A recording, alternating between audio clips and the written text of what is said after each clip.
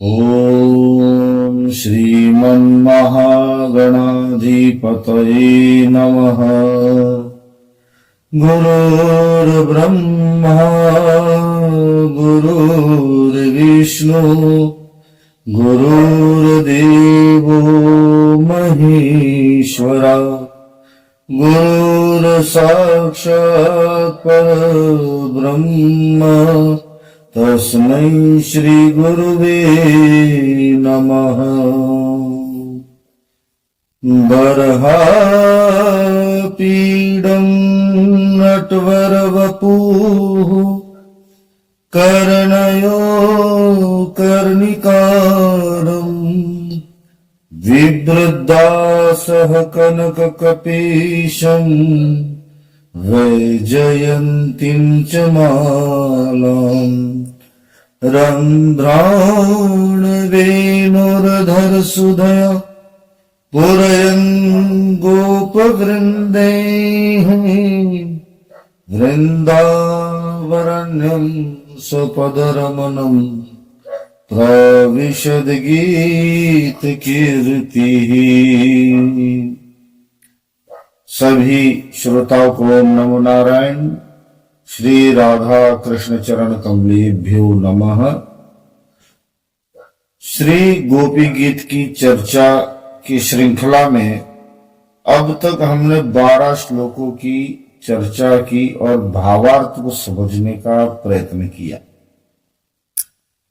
अब 13वें श्लोक में गोपियां कहती हैं, प्रणत कामदम् पद्मजार्चितम्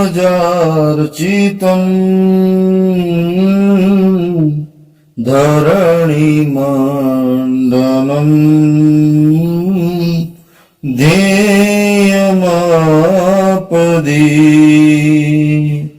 चरणपङ्कजम् शन्तमं च ते रमणनस्तनीश्वर्पयादिहम्। एक बार और, प्रणत कामदम् पद्मजार्चितम् धरणिमण्डनम् ध्येयमापदि चरणपङ्कजम्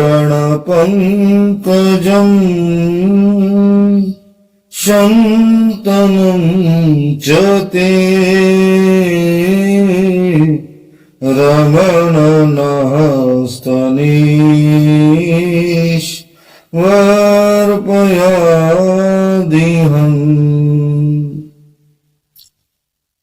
तो भावार्थ देखते हैं इसका अनुवाद। गोपियां कहती हैं, प्रियतम एकमात्र तुम ही हमारे सारे दुखों को मिटाने वाले हो। तुम्हारे चरण कमल शरणागत भक्तों की समस्त अभिलाषाओं को पूर्ण करने वाले हैं। स्वयं लक्ष्मी जी भी उनकी सेवा करती हैं और पृथ्वी के तो वे भूषण ही हैं। आपत्ति के समय एकमात्र उन्हीं का चिंतन करना उचित है, जिससे सारी आपत्तियां कट जाती हैं। हे कुंज विहारी, तुम अपने वे परम कल्याण स्वरूप चरण कमल हमारे वक्ष स्थल पर रखकर हृदय की व्यथा शांत कर दो। तो पूर्व श्लोक में जब गोपियां भगवान से कहती हैं कि दर्शयन मुहु, गोपियां कहती हैं कि हम प्रातः काल से लेकर संध्या तक और संध्या से लेकर रात्रि तक और रात्र भर भी 24 घंटे हमारा मन आप ही के कारण क्षुब्ध होता है। आप ही ऐसे काम करते हो, बार बार किसी न किसी बहाने से अपना अनुपम सौंदर्य हमें दिखाते हो, हमें लजाते हो और केवल उस मुख कमल को दिखाकर चले जाते हो और मिलन हमसे करते नहीं हो। और इस कारण जो है हमारा मन बारंबार क्षुब्ध होता है। तो हमारी ये जो दशा अभी हो रही है इसके कारणीभूत आप ही हैं। मानो भगवान कह रहे हो कि ठीक है कि यदि तुम ऐसा समझती हो कि तुम्हारे सारे दुखों का कारण मैं ही हूं और मैं ही बारंबार तुम्हें क्षुब्ध करता हूं, बार बार अपना मुख कमल दिखाकर तुम्हारे मन में क्षोभ प्रकट करता हूं, तो ऐसा करते हैं कि अब मैं तुम्हारे सामने आऊंगा ही नहीं, अब तुम्हें मैं कभी दिखूंगा ही नहीं। जब इस प्रकार हृदय में बसे हुए कन्हैया ने कहा गोपियों से, तब गोपियां डर गई, भयभीत हो गई कि कहीं हमारे वचनों से रुष्ट होकर श्याम सुंदर सदा के लिए हमारा त्याग ना कर दे, हमारा परित्याग ना कर दे। इस कारण गोपियां जो है अत्यंत भयभीत हो गई और कहने लगी कि नहीं नहीं श्याम सुंदर, ऐसी बात नहीं, हम तो केवल आपके चरण अपने वक्ष स्थल पर रखना चाहती हैं। यदि हमारी कोई बातें जो है आपको रुचिकर ना लगी तो उसके लिए हम क्षमा प्रार्थी हैं। तो गोपियां कहती हैं, आपके कहते प्रणत कामदम पद्मजार्चितम, जो भी कामना लेकर त्रिताप शमन करने के लिए भौतिक दुख, दैविक दुख, आध्यात्मिक दुख, जो भी भक्त आपकी शरण ग्रहण करता है, आपके चरण कमल में प्रणत होता है, नमन करता है, अपना सर्वस्व अर्पण कर देता है, उन भक्तों का सदैव ही कल्याण हुआ है।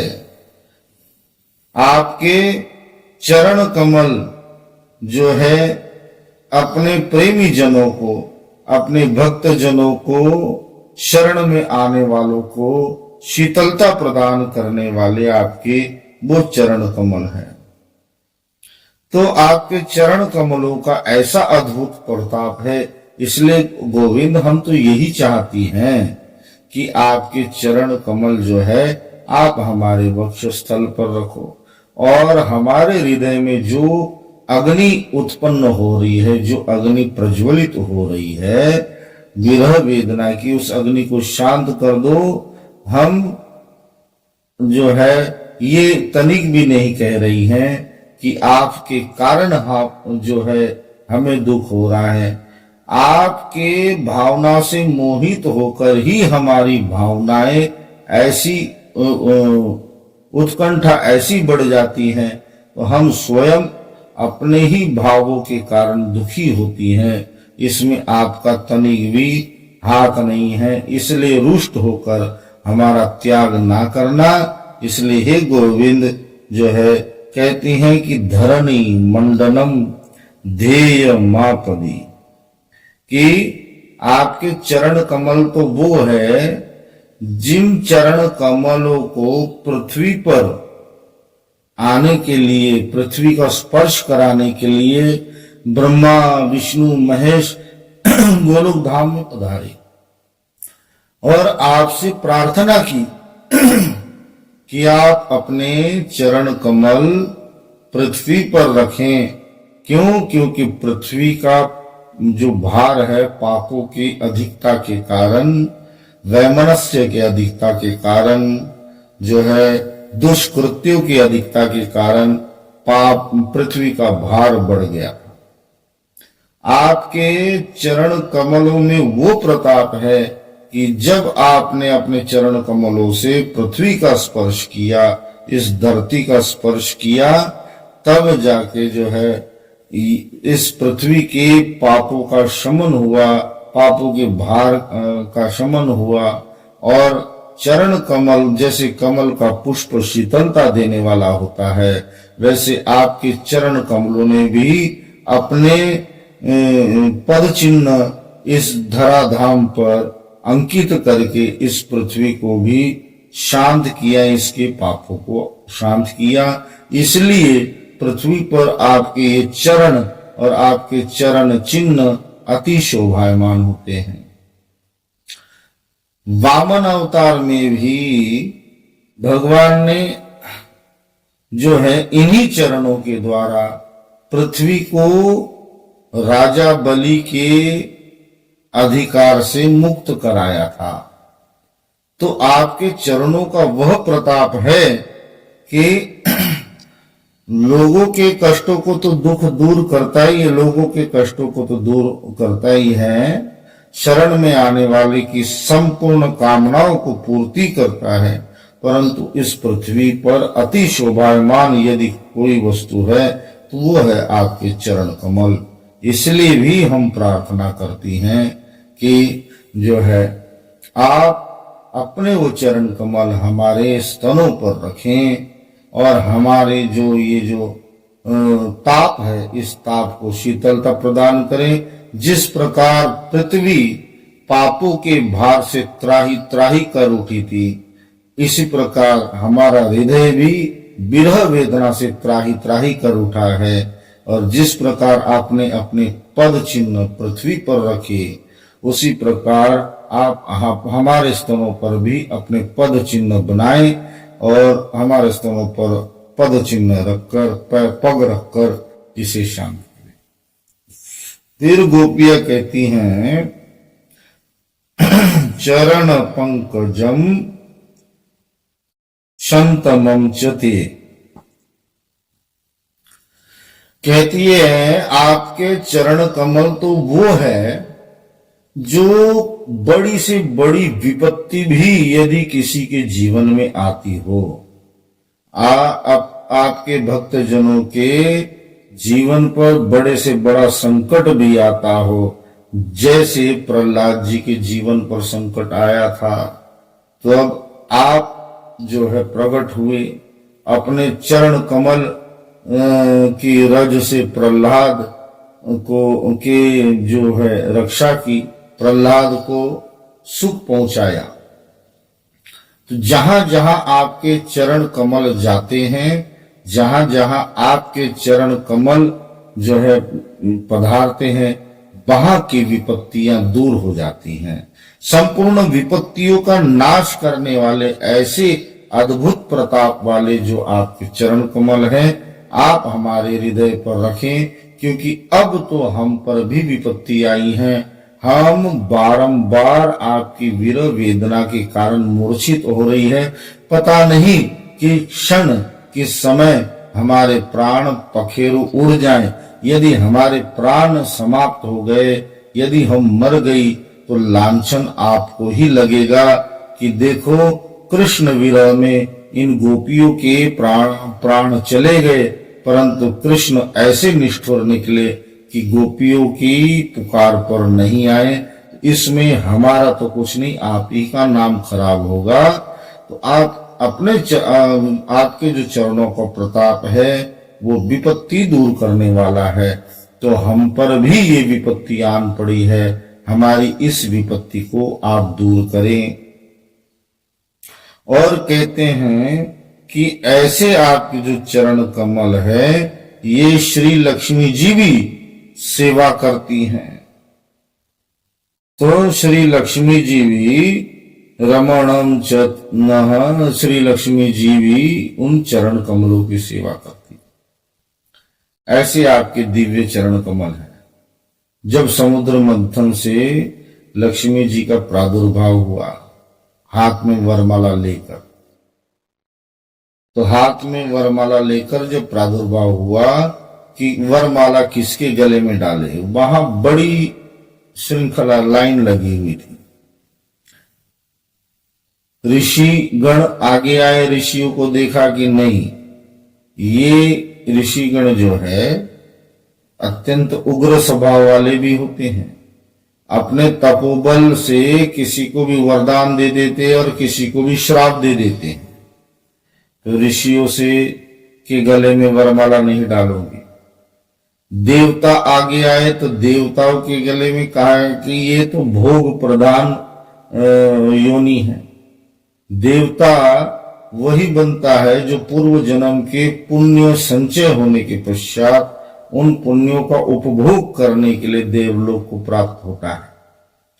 तो जो केवल भोग करने वाले हैं उनके गले में लक्ष्मी वरमाला कैसे डाले? तो लक्ष्मी जी ने वरमाला नहीं डाली। ब्रह्मा जी पितृ समान हैं और भगवान भोलेनाथ भी बैठे थे, तो इनका वेश अमंगल है, बाकी सब तो ठीक है। परंतु सब लक्ष्मी की ओर देख रहे थे। केवल एक नारायण ही ऐसे थे जिन्होंने लक्ष्मी की तरफ देखा भी नहीं, जो अपनी नजरें नीची करके बैठे हुए थे। लक्ष्मी जी ने देखा कि जो अद्भुत सौंदर्य है, नील कमल के समान कांति है और इन्हें मेरी चाह नहीं है। तो जो लक्ष्मी जी को चाहते हैं, लक्ष्मी उनका वर्ण नहीं करती।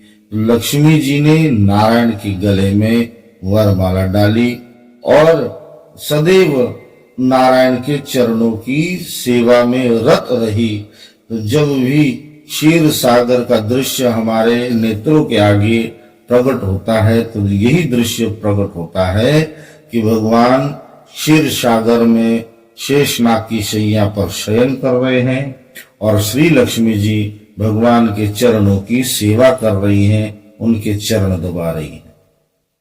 तो ऐसे लक्ष्मी जी से सेवित आपके जो अद्भुत चरण हैं, हे कन्हैया, हम तो बस इतना ही चाहती हैं कि वो अद्भुत चरण जो है आप हमारे स्तनों पर रखें। गोपियां कहती हैं कि हे रमण करने में श्रेष्ठ, हे रमण करने में श्रेष्ठ, तो आप रमण बिहारी हो, कुंज बिहारी हो, रमण करने वाले हो, विहार करने वाले हो, तो रमण का कार्य आप अधूरा छोड़ के चले गए। रास में रमण ही तो करना था। तो जब आप रमण बिहारी हो, रमण करने में जो है श्रेष्ठ हो, तो आप अपना कार्य अधूरा छोड़ के चले गए। आप तो वो हो जो अपने शरणागतों की पुकार सुनने में जरा भी देर नहीं करते, शरणागतों को मनोवांछित फल प्रदान करते हैं।